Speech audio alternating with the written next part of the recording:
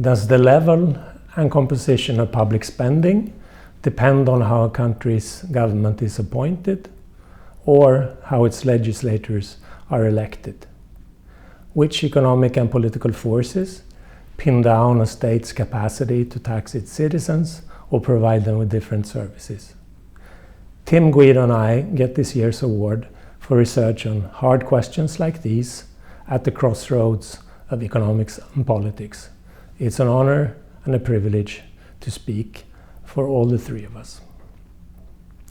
Being PhD students and young economists in the 80s and early 90s, we ran into two kinds of shifts that would greatly sway our research. First, we saw our discipline change. Game theory produced new, powerful instruments to probe strategic interactions, like market competition among firms or electoral competition among parties.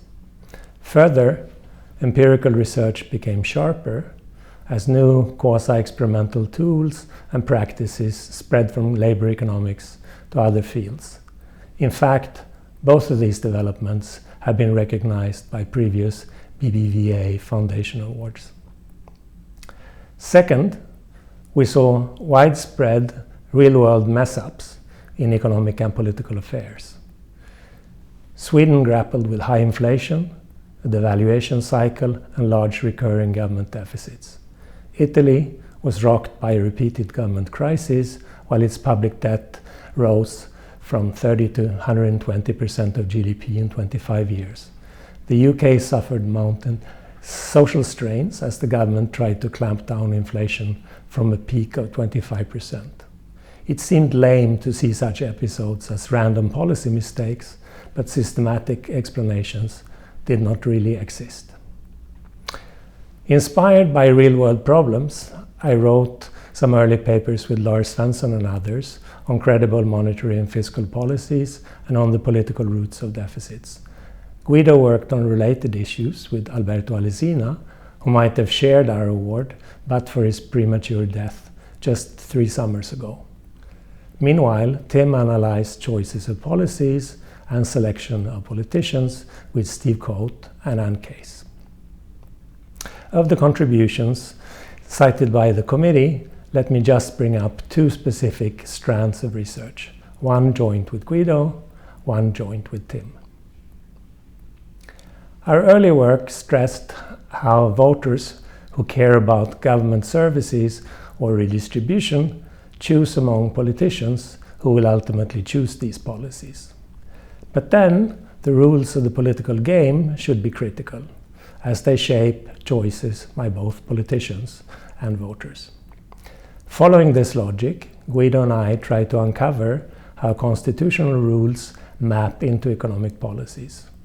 Our simple game theory models predict that lawmakers elected by proportional representation rather than first past the post tax and spend more overall, especially on broad programs like Social Security. Quasi-experimental estimates square well with these hypotheses. With proportional elections and all else equal, the GDP share of total public spending is about 5% higher and of Social Security 2% higher. Likewise, we predict that presidential governments spend less than parliamentary ones. In the data, levels are lower by some 5% of GDP. In that work, we treated constitutional rules as given, at least in the theory.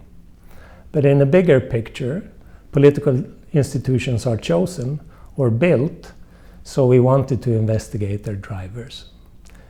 Tim and I took this next step in our research on effective states. Our studies span the state's capacities to collect tax revenue, to support private markets, and to provide collective services. Because investments in any state dimension augment the incentives to invest in the other two, state capacities should develop together, and their economic and political drivers should be common. Indeed, clusters of strong and weak states stand out clearly in data, both for the histories of today's developed nations and for broad cross-section of current nations. Moreover, in our theory and in data, development clusters more broadly, stronger states are also richer and less violent than weaker states. To conclude, it's just awesome to share this award with Guido and Tim.